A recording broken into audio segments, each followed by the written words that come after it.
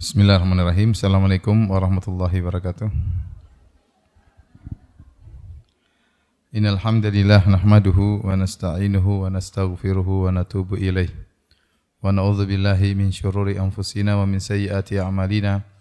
May yahdihillahu fala mudilla lahu wa may yudlil fala hadiyalah. Wa asyhadu an la ilaha illallah wahdahu la syarikalah.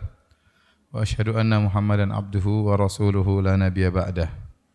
Ya ayyuhalladzina amanu taqullaha haqqa tuqatih wa la tamutunna illa wa antum muslimun.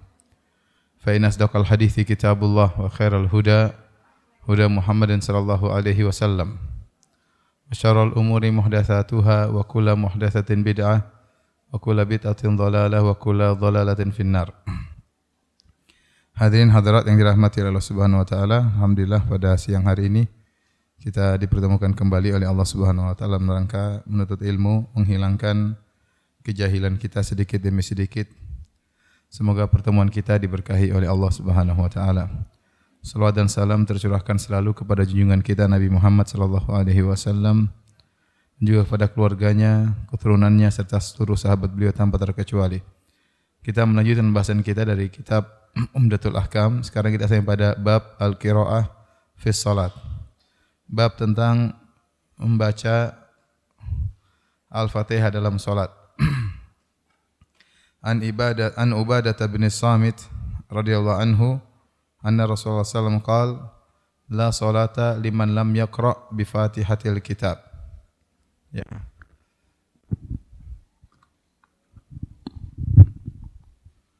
Kata Nabi sallallahu alaihi wasallam, la salata liman lam yaqra bi Fatihatil kitab.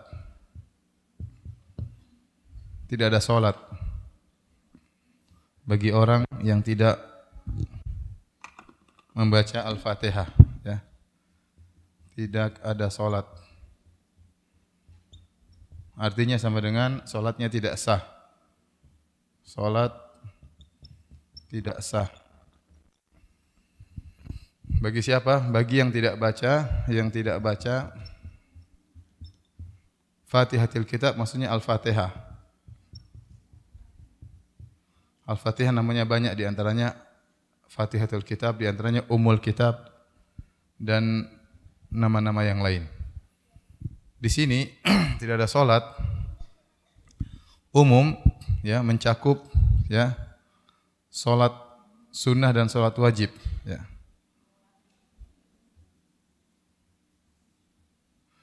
La salata di sini umum, ya. Umum mencakup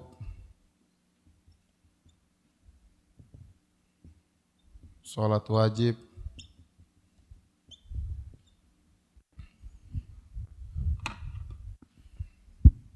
salat sunnah,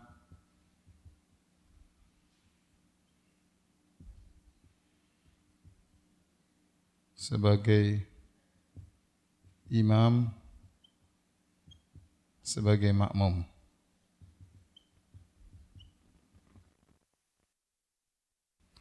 Jadi zahir hadis ini, maka baca Al-Fatihah itu wajib, baik salat wajib maupun salat sunnah, maupun sebagai imam maupun sebagai makmum, ya. Namun terjadi khilaf di kalangan para ulama tentang hukum baca Al-Fatihah bagi makmum, ya.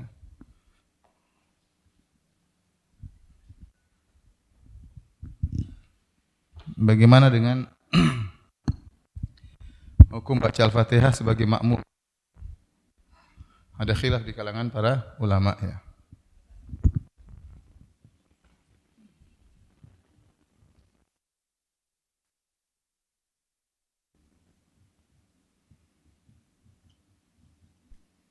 Sebelum ada salat jahriyah, salat sirriyah.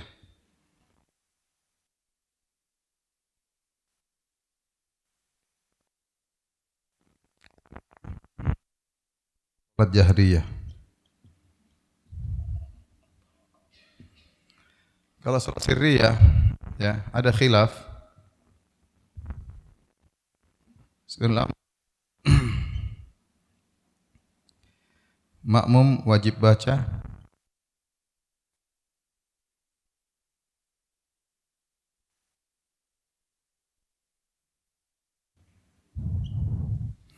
Dalam satu hadis kata Nabi sallallahu alaihi wasallam, "Man kana lahu imam fa qiraatul imam qiraatun lahu." Ya, kata Nabi sallallahu alaihi wasallam, "Man kana lahu imam fa qiraatu al-imam qiraah lahu." Barang siapa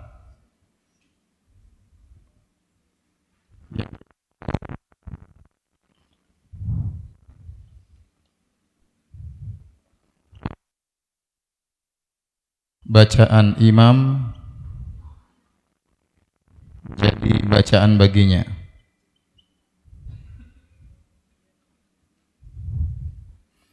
Sehingga mereka mengatakan, seorang kalau jadi makmum, mau salat sirriyah atau mau salat jahriyah, tetap aja dia mengatakan jangan baca di belakang imam kalian kecuali Al-Fatihah.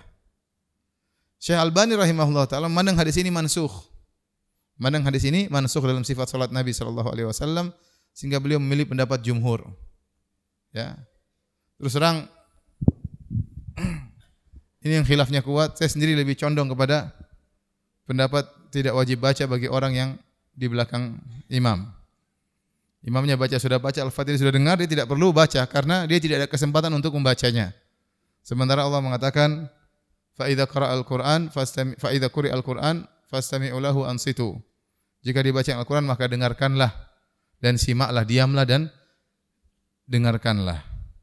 Nah, kalau imam baca kita baca juga, buat apa dia jadikan imam? Buat apa dia jadikan imam kita? Kemudian kalau dia baca kita baca, buat apa dia baca? Siapa yang mendengar kalau kita sendiri juga baca? Tetapi kalau memang ada kesempatan untuk membaca, imamnya misalnya diam setelah baca Al-Fatihah, maka kita baca sendiri. Kita baca sendiri. Tapi kalau tidak ada kesempatan untuk membaca, ya kita amalkan ayat ini. Ya. Kita amalkan ayat ini, wallahu a'lam bishawab, ya. Ini memang khilafnya kuat. Tapi saya lebih condong kepada tidak wajib dibaca, wallahu a'lam bishawab. Ini juga dalil bagaimana para ulama tidak fanatik, ya. Lihatlah Syekh bin Baz, Syekh Utsaimin rahimahullahu taala, mereka bermadzhab Hambali, tetapi dalam hal ini mereka merojikan pendapat mazhab Syafi'i. Ya. Ini pendapat Syekh bin Baz. Ini Syekh bin Baz. Al-Utsaimin. Ini pendapat Al-Albani. Dan jumhur ulama dipilih oleh Al-Albani rahimahullahu taala.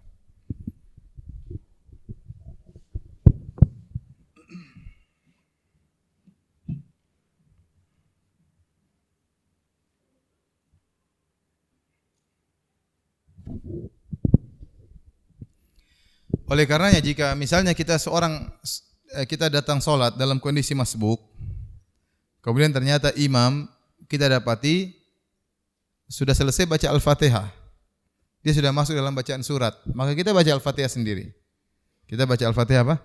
Sendiri. Kenapa? Karena kita tidak sempat mendengar apa yang dia baca. Ya.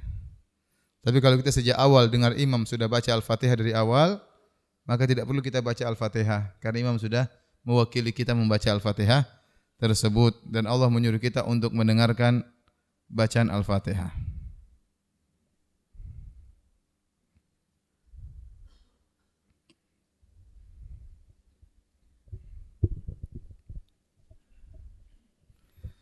Tapi berikutnya hukum yang berkaitan Al-Fatihah.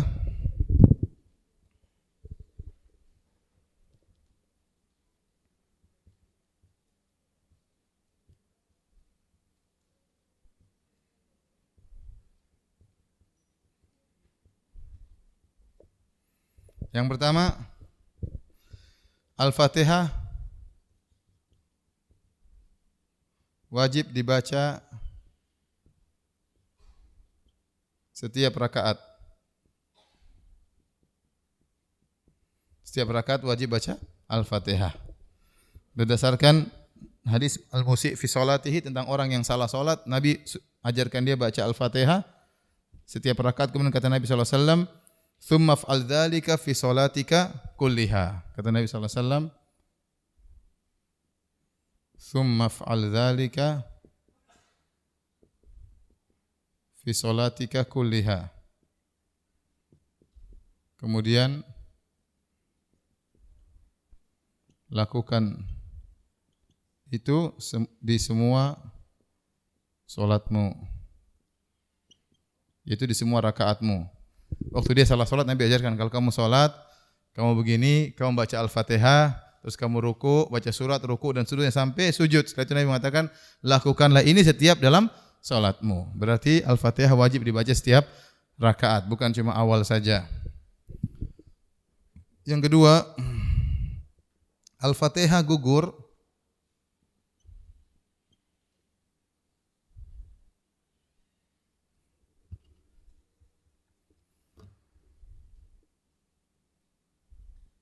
jika makmum masbuk dan mendapatkan ruku.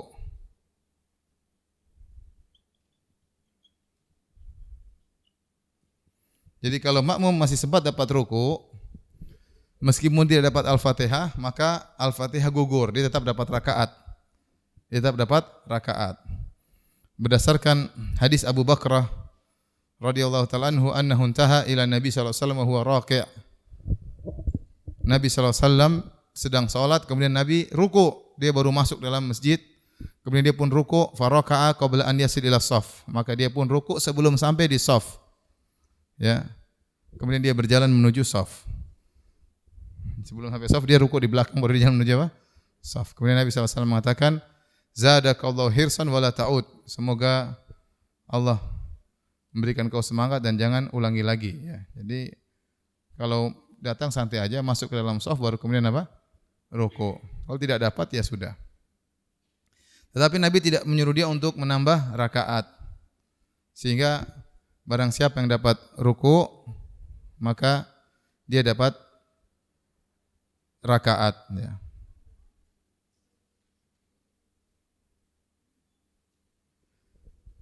Bagaimana cara mengetahui mendapat ruku? Pokoknya seorang ruku sebelum mendengar kalimat sami Allahu liman hamidah. Selama dia sudah berhasil ruku sebelum dengar berarti dia sah apa? Rukunya. Tapi kalau dia baru meruku, Allah, tahu imam sami Allah, sudah enggak dapat ruku berarti dia. Berarti dapat ruku. Jadi ketahuannya kalau dia pas berhasil ruku sebelum dia mendengar kalimat apa? Sa. Kalau sudah dengar sa berarti sudah enggak dapat ruku. Sudah enggak dapat ruku.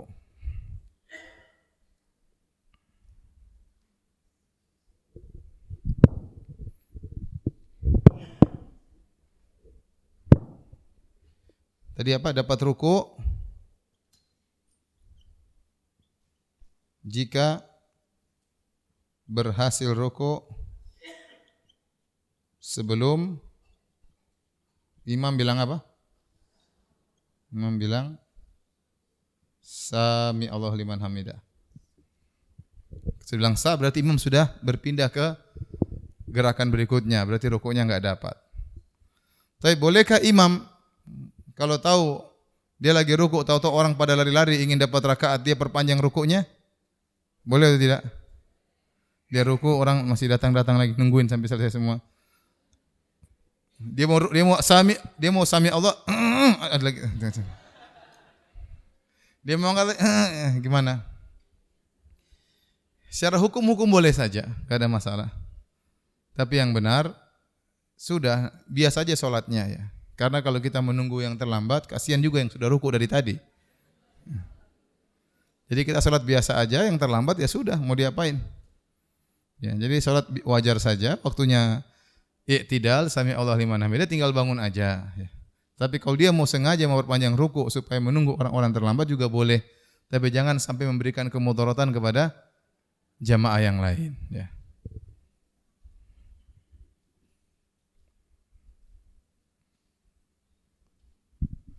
Tapi kita bilang tadi, bagi masbuk yang tidak sempat dengar Al-Fatihah imam, tadi kita katakan di mana? Baca sendiri, ya. baca sendiri.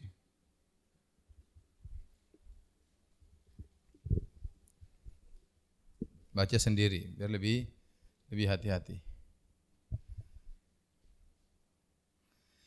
Saya perlu ingatkan di antara kesalahan seorang tatkala dia tahu ini terjadi banyak di Masjid Nabawi. Bahwasanya memang benar man adraka raka'ah faqad adraka ruku' faqad adraka raka'ah. Barang siapa yang dapat rukuk dia dapat rakaat. Tetapi itu berlaku bagi yang beruzur, Adapun tatkala salat tarawih imamnya baca lama, makmumnya ngobrol dulu. Masih lama.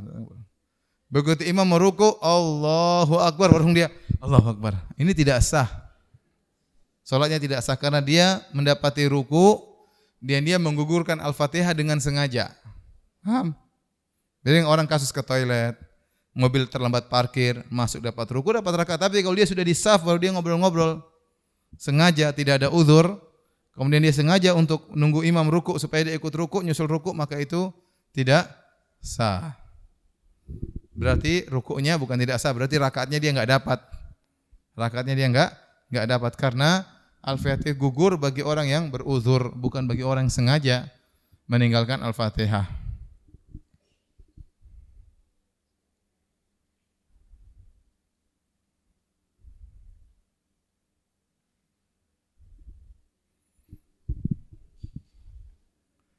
Adapun nama-nama Al-Fatihah banyak ya. Di antara nama Al-Fatihah adalah Ummul Kitab, di antaranya Ummul Quran, di antaranya surat Alhamdulillahirabbil alamin, di antara namanya salat, di antara namanya ruqyah, di antara namanya syafiyah. Itu nama-nama Al-Fatihah. Al-Fatihah adalah surat yang sangat mulia, namanya banyak ya. Di antara namanya adalah nama Al-Fatihah, Ummul Kitab, Ummul Quran, di antaranya adalah Asy-Syafiyah yang menyembuhkan, di antaranya Al-Fatihah, di antaranya disebut juga Ruqyah, surat Ruqyah, karena dia sangat ampuh untuk apa? Meruqyah. Kemudian namanya juga as-salat. Dalam hadis kata Nabi sallallahu alaihi wasallam, Allah berfirman, qasamtus salat nisfain. Aku membagi salat menjadi dua. Maksudnya bagi Al-Fatihah menjadi dua.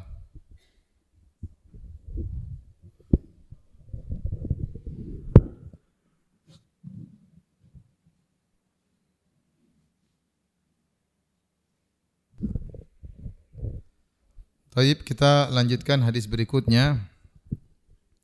An Abi Qatadah Al-Ansari radhiyallahu anhu. Dari sahabat Abu Qatadah radhiyallahu anhu. Beliau berkata, kana Rasulullah sallallahu alaihi wasallam yaqra'u fi rak'atainil ulayain min salatil dhuhr bi Fatihatil Kitab wa suratain. Yutawwilu fil ula wa yuqassiru fil thaniyah. Adalah Nabi sallallahu alaihi wasallam membaca salat zuhur 2 rakaat pertama, Rasulullah baca Al-Fatihah dan surat. Al-Fatihah dan surat. Adapun rakaat pertama Rasulullah SAW panjangkan salat zuhur. Rakaat kedua lebih pendek. Wa yusmi'ul ayata ahyanan. Terkadang Nabi keraskan ayatnya sehingga para makmum mendengar. Terkadang tiba-tiba di tengah jalan dia baca ya fasabbih bihamdi rabbika wastaghfir, kemudian dia sirkan lagi innahu kana tawwaba. Tetapi terkadang sebagian ayat dia keraskan supaya makmum tahu bahwasanya dia sedang membaca Al-Qur'an. Wa kana yaqra'u fil 'ashr bi Fatihatil Kitab wa suratain. Kemudian di salat asar juga demikian, rakaat pertama, rakaat kedua baca Al-Fatihah dan baca surat. Wa yuqassiru fits tsaniyah. Dan memendekkan pada rakaat kedua. Wa fi rak'atain al-akhiratain bi Ummil Kitab. Adapun 2 rakaat yang ketiga dan keempat cuma baca Al-Fatihah, tidak baca surat. Wa kana yutawwilu fi rak'atil ula min salati subhi wa yuqassiru fi tsaniyah. Demikian juga rakaat pertama dari salat subuh Nabi panjangkan, rakaat kedua lebih pendek. Ini dalil bahwasanya di antara adab-adab salat yaitu rakaat pertama lebih panjang daripada rakaat kedua dalam semua salat. Salat zuhur, salat asar, di sini salat subuh juga demikian. Kemudian di antara adab-adab salat, rakaat pertama, rakaat kedua baca surat. Adapun rakaat ketiga dan rakaat keempat cuma membaca Al-Fatihah. Karena Abu Qatadah berkata, wa yuqassiru fi tsaniyah wa fi rak'ataini al-ukhrayataini bi ummil kitab. Adapun dua rakaat yang terakhir hanya baca Al-Fatihah, tidak baca surat.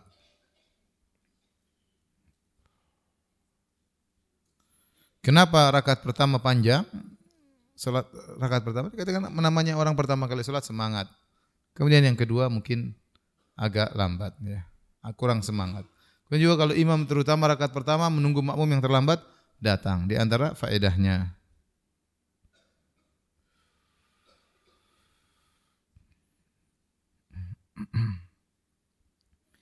Kemudian juga hadis ini juga dalil dianjurkan tatkala seorang salat dia membaca surat secara sempurna.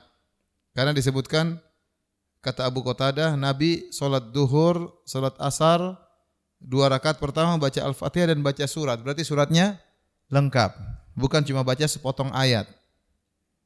Jadi baca surat lengkap 1 rakaat. Surat kedua Al-Fatihah, surat yang lengkap lagi. Demikian. Itu sunnah Nabi SAW membaca surat secara lengkap 1 rakaat 1 surat. Hukumnya demikian, tapi sunnah, tidak wajib. Seandainya seorang membaca beberapa ayat dalam 1 rakaat atau membagi 1 surat menjadi 2 rakaat, enggak ada masalah. Tetapi sunnahnya adalah 1 rakaat 1 surat berdasarkan hadis Abu Qatadah Al-Ansari. Kenapa boleh kita baca hanya sebagian ayat atau 1 surat dibagi 2? Karena keumuman firman Allah, faqra'u ma tayassara minal Qur'an. Bacalah yang dari Al-Qur'an yang mudah bagimu, enggak ada masalah. Bahkan 1 rakaat 1 ayat juga enggak ada masalah secara hukum, ya. Tetapi yang lebih afdal adalah 1 rakaat 1 surat. Dan Nabi SAW pernah baca 1 rakaat sepenggal ayat. Maksudnya sepenggal surat, tidak 1 surat lengkap. Seperti Rasulullah SAW pernah solat qobliyah subuh, rakaat pertama Rasulullah baca qulu amanna billah dalam surat Al-Baqarah ayat 136. Rakaat kedua Nabi baca qul ya ahlal kitab ta'alu ila kalimatin sawa, dan seterusnya surat Ali Imran ayat 64. Nabi pernah baca dalam salat sunnah, rakaat pertama 1 ayat, rakaat kedua juga 1 ayat. Ini diperbolehkan. Nah, timbul pertanyaan, boleh enggak kita baca rakaat ketiga, rakaat keempat baca surat juga? Jawabannya, zahirnya kebiasaan Nabi SAW rakaat ketiga, rakaat keempat tidak baca surat. Tetapi apakah boleh? Boleh. Sebenarnya berpendapat boleh.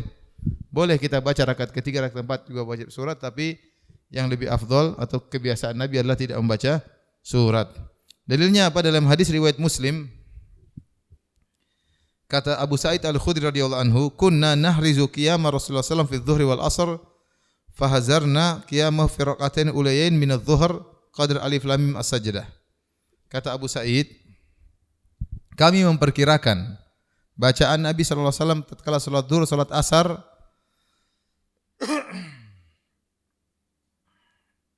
kami dapati bahwasanya bacaan Nabi salat zuhur, salat asar 2 rakaat pertama seperti membaca surat Alif Lam Mim Sajdah.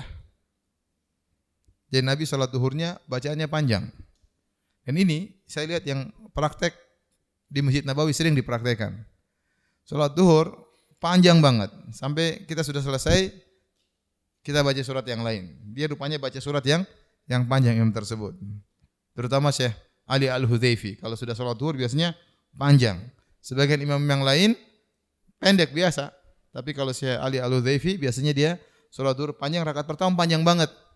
Rupanya memang ada dalilnya. Kata sahabat, kami memperkirakan Nabi di salat zuhur itu membaca seperti surat Alif Lam Mim As-Sajdah. Berapa ayat tuh?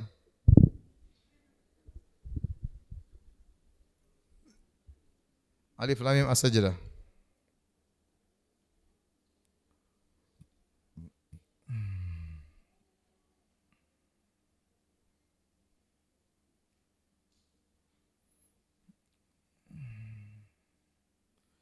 Tiga 30 ayat. 1 halaman, 2 halaman, 3 halaman. 3 halaman Quran. Ya, itu cukup panjang ya. 3 halaman Quran. Sebagian imam baca surat zuhur baca Sabbih isma rabbikal a'la, sudah banyak yang dehem di belakang. Maunya surat zuhur ad-duha sama alam nashrah, asyarah atau al-insyirah. Adapun baca alif lam mim as-sajdah maka itu panjang. Kemudian kata Abu Sa'id Al-Khudri, perhatian di sini. Wa fil akhiratain qadra nismin dzalik. Adapun 2 rakaat yang terakhir, baik rakaat ketiga keempat dari salat zuhur maupun rakaat ketiga dan keempat dari salat asar, maka Nabi baca setengahnya. Setengahnya kira-kira 15 ayat. Jadi rakaat pertama, rakaat kedua seperti membaca surat alif lam mim apa? Sajdah. Rakaat ketiga, rakaat keempat setengahnya, berarti kira-kira 15 ayat. Nah, 15 ayat itu berarti Al-Fatihah dan lebih daripada Al-Fatihah. Paham? Sehingga kata para ulama, ini dalil bahwasanya Nabi juga pernah membaca surat pada rakaat ketiga, rakaat keempat, diperbolehkan. Tetapi yang lebih utama kebiasaan Nabi adalah tidak membaca, sebagaimana hadis Abu Qatadah Al-Ansari radhiyallahu taala anhu.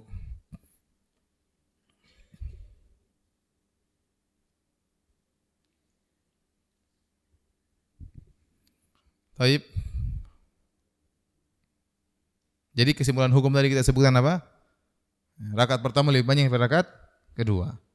Biasanya Nabi rakaat ketiga keempat cuma baca Al-Fatihah, tetapi boleh baca surat terkadang sebagaimana dalam hadis Abu Sa'id Al-Khudri radhiyallahu taala anhu. Itu kesimpulannya. Baik. Hadis berikutnya An Jubair bin Mut'im radhiyallahu anhu.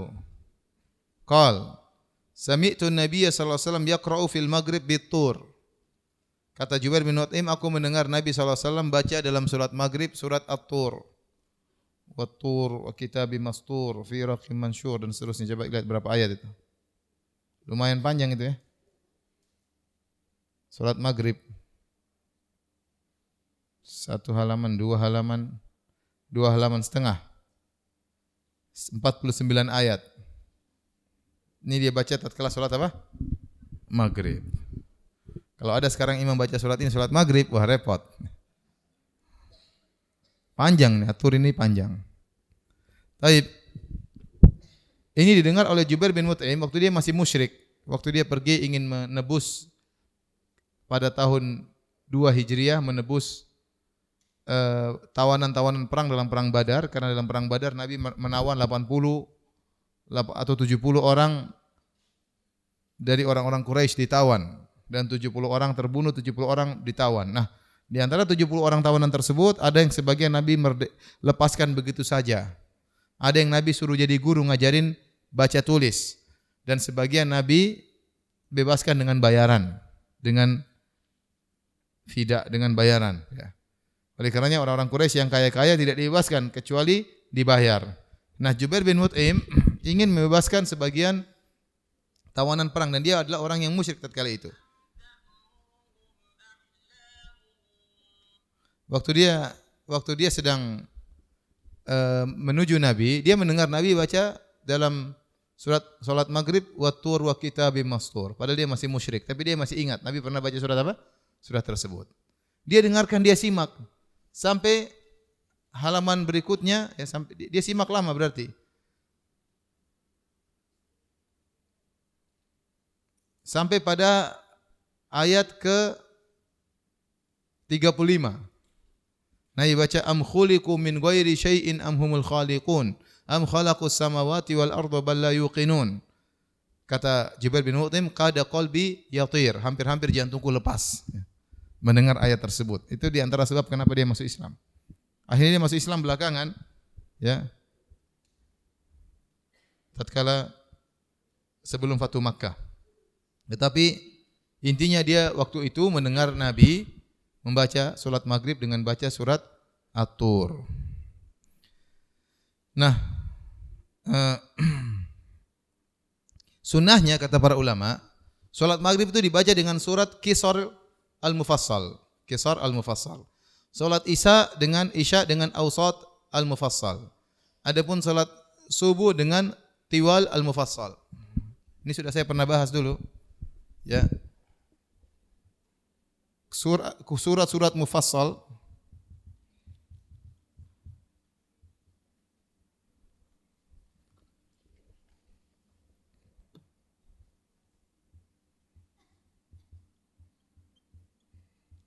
Mufassal itu artinya suratnya pendek-pendek atau ayatnya pendek-pendek. Suratnya pendek-pendek atau ayatnya apa? Pendek-pendek. Amma yatasaalun satu ayat. 'Anin naba'il azim satu ayat. Alladzi hum fihi mukhtalifun satu ayat. Adapun surat Al-Baqarah ayatnya panjang-panjang. Terus suratnya juga panjang. Maka disebut dengan surat Al-Mufassal. Al-Mufassal terbagi menjadi 3. Ada namanya Qisar Al-Mufassal.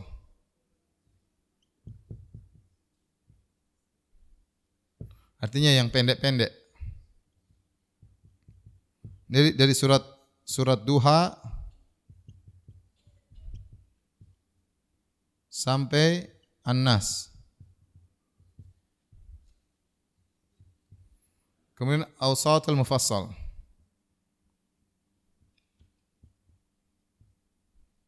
Yang sedang. Di surat An-Naba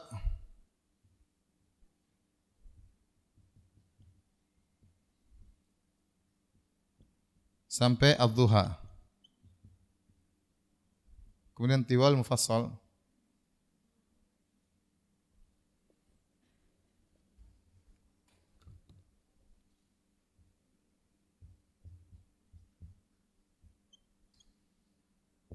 Ini surat-surat yang panjang. Ini dari surat Qaf sampai surat An-Naba. Itu Al-Mursalat. Sebelum An-Naba itu Al-Mursalat ya. Taib, ini dibaca salat maghrib.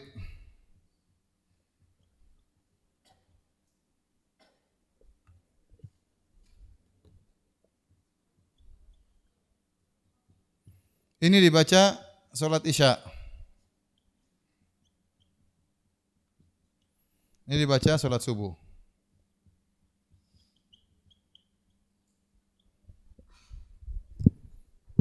Asal salat maghrib kita baca pendek-pendek dari Ad-Duha, Alam Nasrah, terus dan seterusnya sampai An-Nas. Rakaat pertama, rakaat kedua. Untuk salat yang sedang-sedang surat An-Naba sampai surat Ad-Duha. Ya, kita baca Wal-laili idza yaghsha, terus amma yatasaalun, abasa wa tawalla, itu salat apa? Salat Isya. Adapun salat subuh dari surat Qaf sampai surat An-Naba, sebelum surat An-Naba surat Al-Mursalat ya. Tetapi bukan berarti Nabi SAW harus begini seluruhnya, tidak. Terkadang Nabi SAW membaca di luar aturan ini, boleh. Contoh tadi dalam hadis, Nabi membaca salat maghrib surat apa? Surat At-Tur. At-Tur. Padahal surat At-Tur itu dari sini dia. Dari Tiwal Mufassal. Surat At-Tur adalah Tiwal Mufassal setelah surat Qaf, kemudian Az-Zariyat, kemudian surat At-Tur. Jadi dia surat ketiga dari Tiwal Mufassal. Padahal dia termasuk Tiwal Mufassal. Padahal termasuk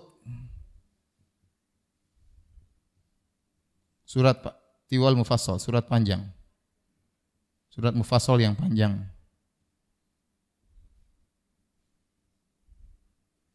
Sebagaimana juga diriwayatkan dalam satu hadis, surat yang terakhir Nabi, salat terakhir Nabi jadi imam, terakhir salat Nabi jadi imam, salat jahriyah, salat maghrib. Waktu Nabi sakit keras, Nabi baca surat Wal Mursalati Urfa. Salat jahriyah, salat jahriyah terakhir Nabi adalah salat maghrib, dan Nabi baca Wal Mursalat, surat Al-Mursalat. Dan surat Al-Mursalat juga termasuk apa? Yang panjang juga sama, termasuk yang panjang.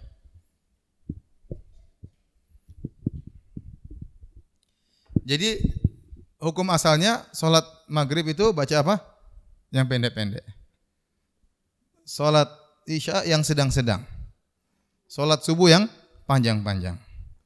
Sebagian masjid salat maghrib, salat Isya, salat subuh pendek semuanya. Termasuk seperti masjid di kompleks saya. Alhamdulillah kalau subuh-subuh cepat. Jadi sholat duhur, sholat apa? Sholat maghrib, sholat isya, sholat subuh semuanya yang pendek. Ini menyenangkan ibu-ibu pendek.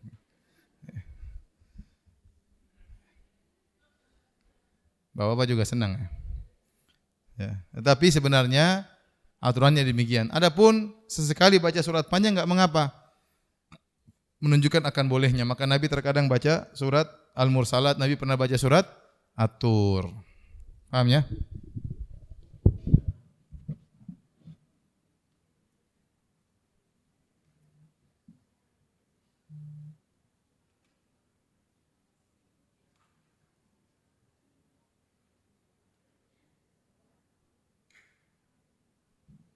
Berarti ini jangan anaba ya. Ini Al-Mursalat.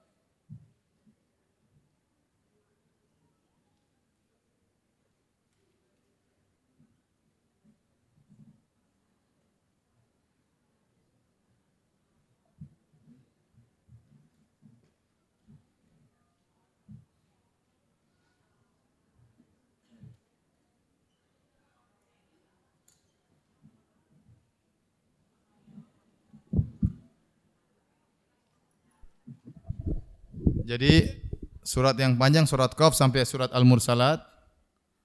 Al-Mursalat terakhir, surat terakhir dari juz ke-29. Kemudian yang Awsatul Mufassal tengah-tengah dari surat An-Naba sampai Wal-Laili Idza Yaghsha. Kemudian yang surat pendek dari Ad-Duha sampai surat An-Nas ya.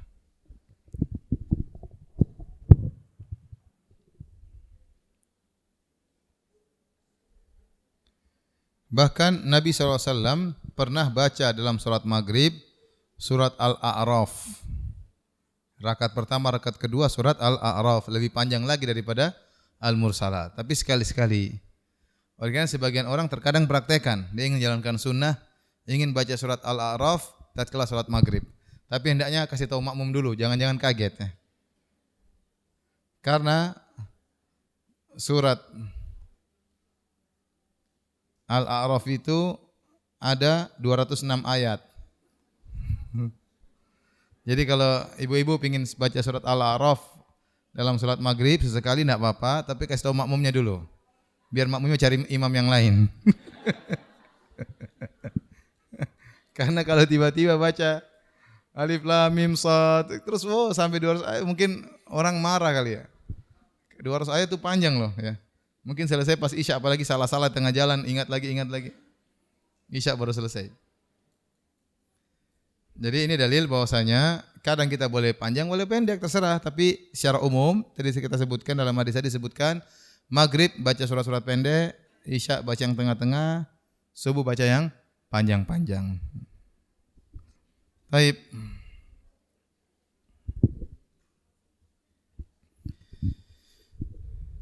Dalilnya dalam riwayat Nasa'i kata Salman bin Yasar,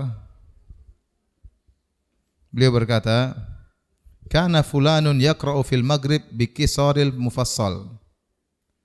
Adalah si fulan kalau jadi imam salat maghrib bacanya surat-surat pendek. Wa fil isya bi wasatihi. Adapun salat isya di tengah-tengah surat yang sedang-sedang. Wa fi subhi bi tiwalihi. Adapun subuh salatnya yang surat-surat panjang. Faqala Abu Hurairah berkata, "Ma shallaitu wara'a ahadin asbaha salatan bi Rasulillah sallallahu alaihi wasallam min hadza." Aku tidak pernah salat di belakang orang yang salatnya sangat mirip dengan Nabi seperti orang ini. Berarti Nabi cara baca salatnya kira-kira seperti itu ya.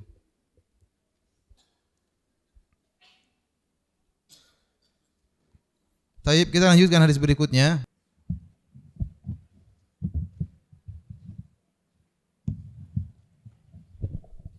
Anil Bara' bin Azib radhiyallahu anhuma anna Nabi sallallahu alaihi wasallam kana fi safarin fa shalla al-isya al-akhirah fa qara'a fi ihda rak'atain bit-tin wa zaitun fama sami'tu ahadan ahsana sautan aw qira'atan minhu. Kata Al-Bara' bin Azib, sungguhnya Nabi sallallahu alaihi wasallam pernah salat dalam safar, salat isya. Salat isya al-akhirah itu isya yang terakhir, maksudnya salat isya. Kalau isya yang pertama maksudnya maghrib.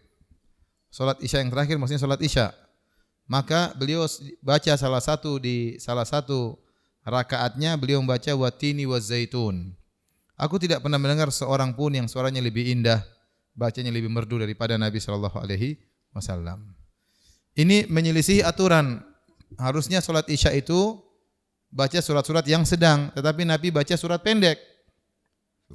Tadi yang maghrib harusnya pendek, Nabi baca panjang. Sekarang yang harusnya sedang, Nabi baca surat pendek. Karena watini wazaitun termasuk surat-surat yang pendek. Tapi kata para ulama, demikianlah Nabi SAW membaca begitu karena sedang safar. Sedang safar. Namanya safar, orang ingin apa? Segera. Makanya disebutkan tatkala Nabi sedang safar, Nabi baca solat Isya, salah satu rakaatnya dia baca watini wazaitun, wa turi sinin. Padahal termasuk surat Qisar al-Mufassal yang pendek. Namun Nabi baca karena sedang safar. Kemudian an Jabir bin Abdullah radhiyallahu anhu.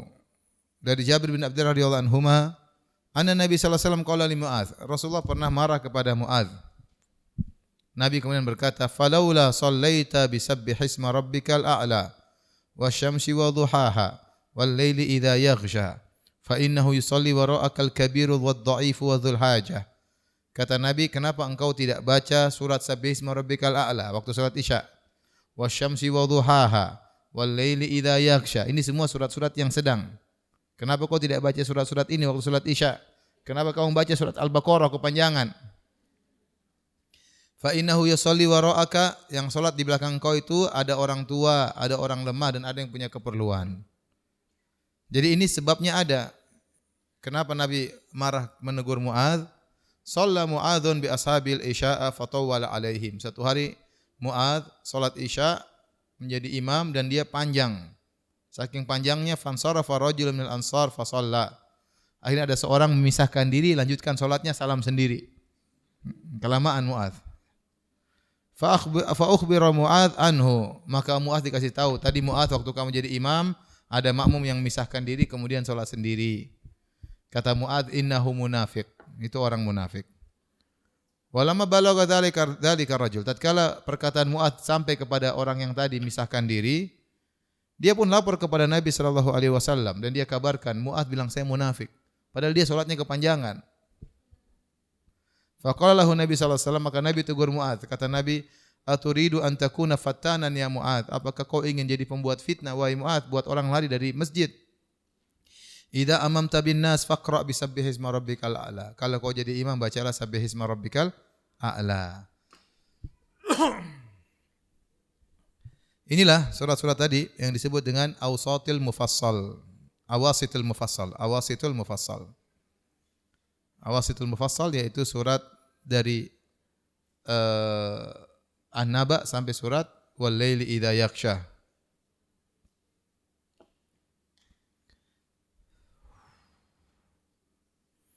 Kemudian yang bisa kita ambil daripada hadis ini, yang pertama tadi kalau salat Isya yang kita baca surat-surat yang mana? Awasitul mufassal, yang tengah-tengah.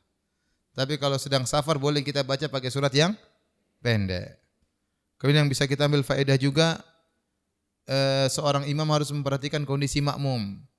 Oleh karenanya Muadz ditegur oleh Nabi, bahkan dengan teguran keras, afatanun anta ya Muadz, apa kau bikin fitnah wahai Muadz? Baca surat kepanjangan sampai ada yang memisahkan diri salat sendiri. Karena di belakangmu ada orang tua, ada orang sakit dan ada orang yang punya keperluan.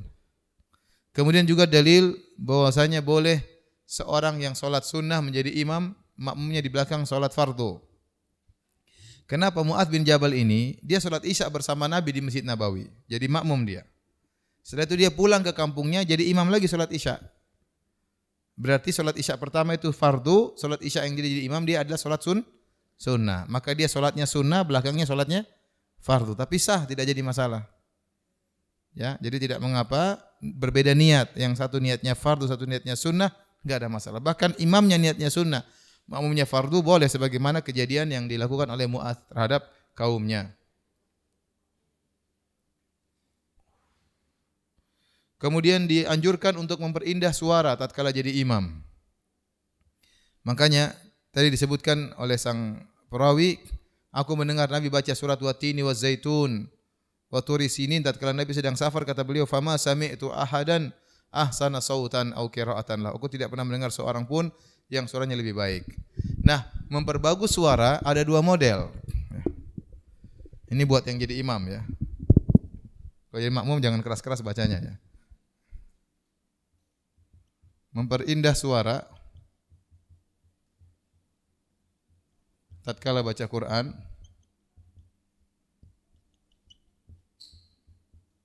Ada dua model. Pertama, untuk riya.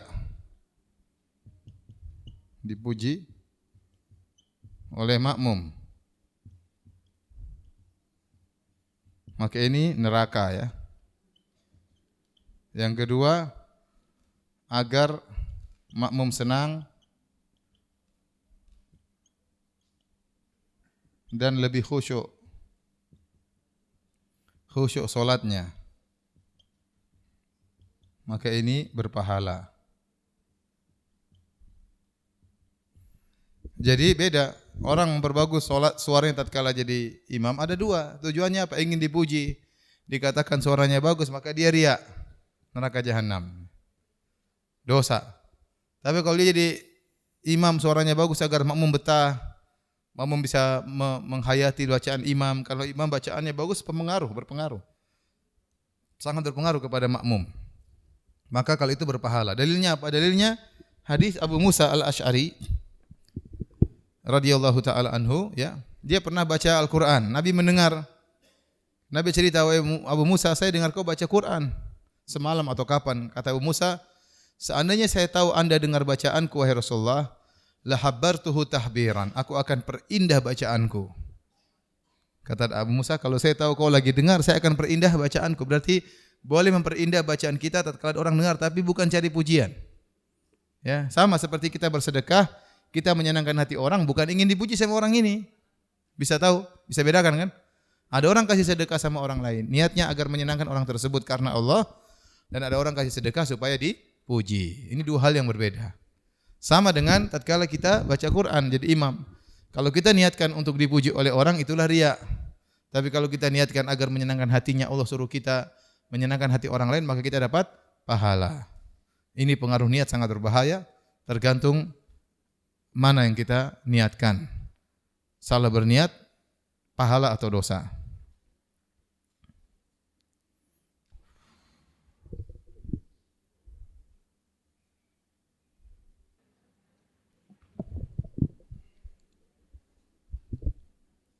Ibu-ibu tanya jawab ya. Boleh enggak? Boleh ya, alhamdulillah. Ibu pengertian. Boleh.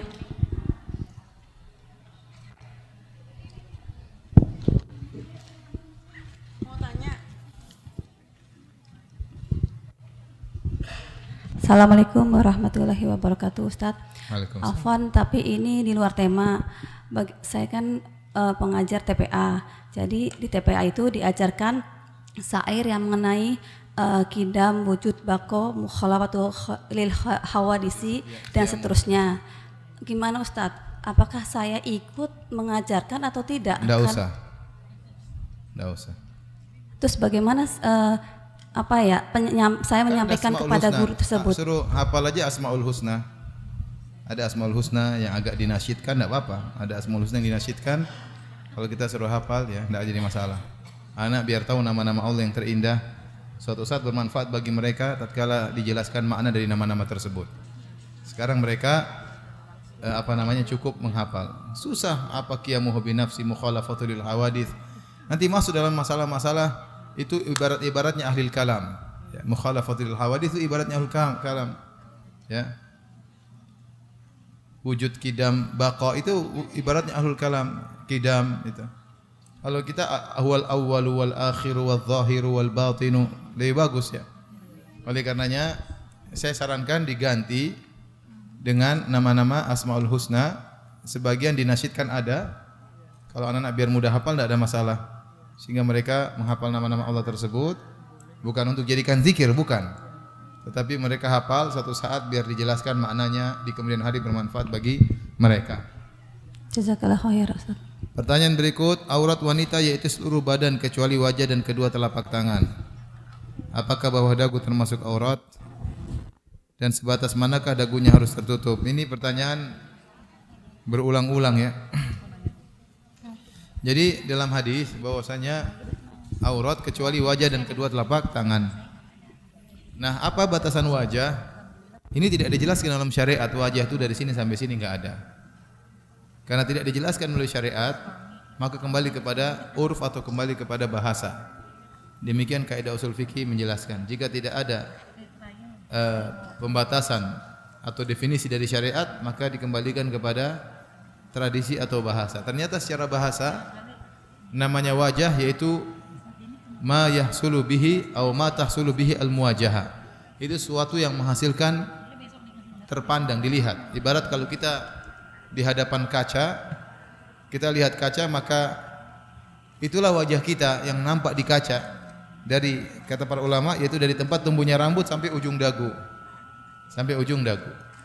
Adapun yang di belakang sini, tatkala kita berkaca tidak kelihatan. Ya. Tatkala kurang banyak ya. Jadi kalau kita di kaca, kita lihat kaca, yang kelihatan ya ini. Ini kelihatan atau enggak di kaca? Enggak, di belakang kelihatan. Kecuali kalau kita begini. Tapi kalau kita begini, ini tidak kelihatan di belakang kaca. Ini tidak kelihatan. Ini bagian di leher. Ya.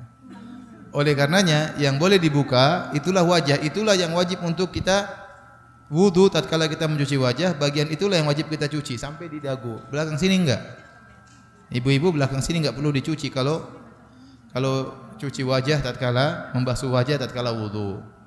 Oleh karenanya wajah itu cuma dari sini tempat tumbuh rambut sampai ujung dagu. Ini. Belakang sini ini bukan apa?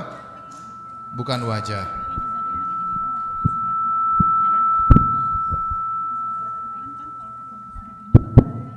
Maka ibu-ibu sebaiknya ditutup ya. Sebaiknya ditutup sampai di sini. Enggak terbiasa ya. Dibiasakan.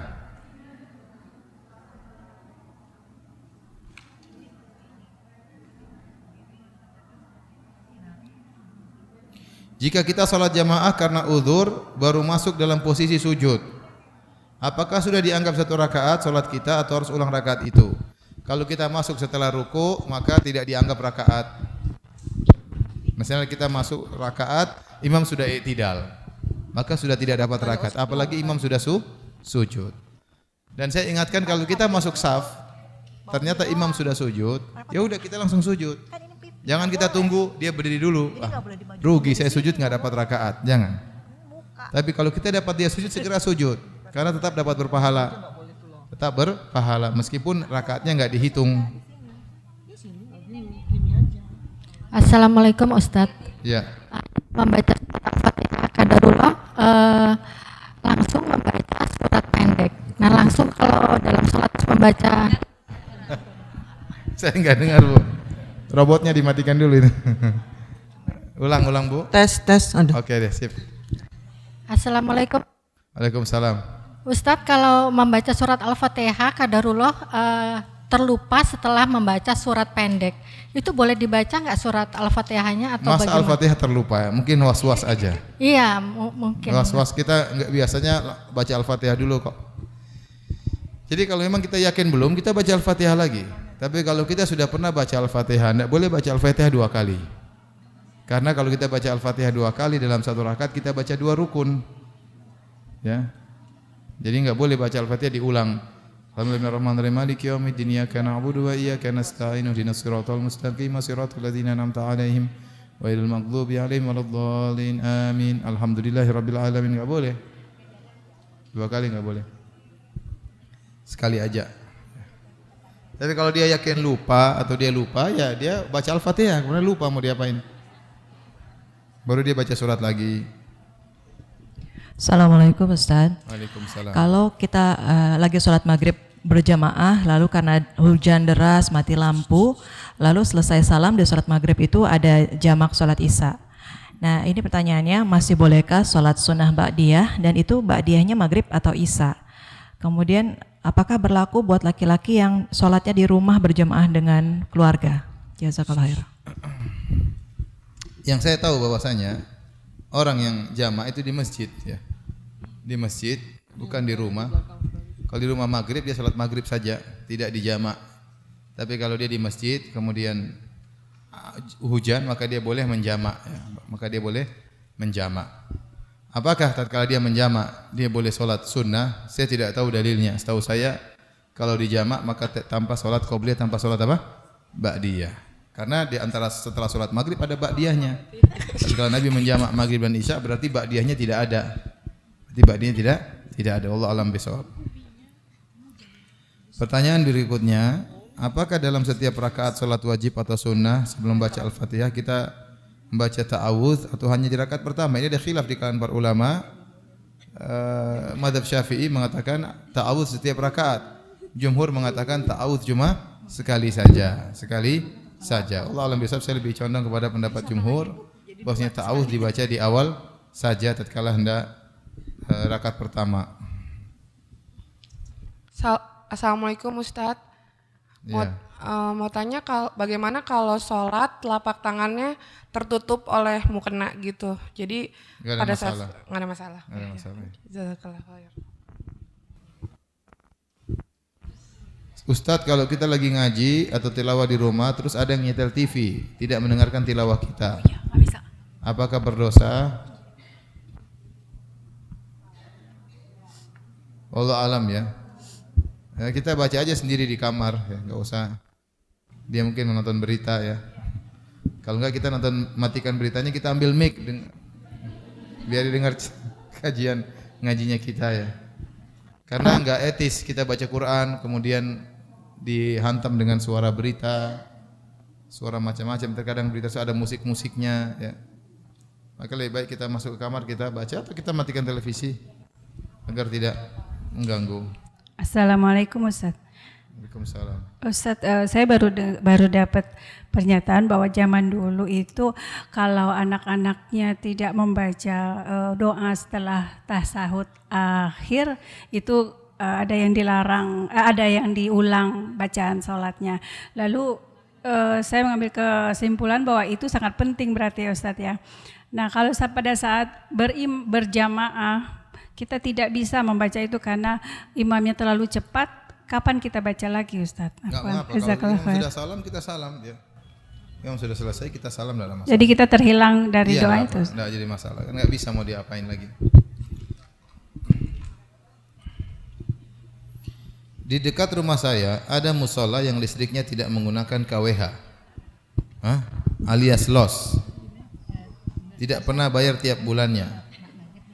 Padahal itu musola umum. Bagaimana hukumnya Ustaz? Yang kasih los siapa? Jangan-jangan PLN yang kasih los. Kalau PLN yang kasih los enggak apa-apa, berarti dengan izin PLN. Apalagi musola, listriknya paling berapa kan? KWH-nya lebih murah biasanya. Ya harusnya sholat situ enggak ada masalah ya. Sholat situ enggak ada masalah ya. Tetap aja sholat ya. Tapi coba dicek kembali kok bisa los itu apa listriknya. Kalau memang harus bayar, kita yang bayar enggak apa dapat pahala kan, bayar buat listrik buat apa? Iya. Assalamualaikum warahmatullahi wabarakatuh. Waalaikumsalam. Afwan Ustaz, kalau misalnya kita kita pergi ke masjid mendapatkan pada waktu sholat maghrib kita mendapatkan udah rakaat ketiga, akhirnya kita duduk baca tasyahud akhir. Kemudian kita lanjutkan lagi rakaat pertama kita baca tasyahud awal. Dan yang ketiganya lagi tasyahud akhir. Apakah begitu? Kalau kita dapat kita sholat maghrib mendapatkan imam sedang udah duduk ya, udah duduk membaca tasyahud akhir. Kita ikut. Tasyahud akhir berarti kita nggak dapat rakaat. Berarti kalau kita bangun rakaat pertama. Oh. Rakaat kedua baru tasyahud, rakaat ketiga baru tasyahud lagi. Jadi 1, 2, 3 tasyahud juga ya. 1, 2, 3. Enggak, satu kan enggak dapat. 2. Oh kita nggak dapat. Kan kita dapat tasyahud akhir berarti kita nggak dapat rakaat. Iya. Berarti kalau kita bangun kita baru rakaat pertama. Kalau kita misalnya dapat, misalnya kita ruku, dapat itu 1 rakaat Ustaz. Oh kita dapat ruku, imam rakaat terakhir ruku kita dapat ruku.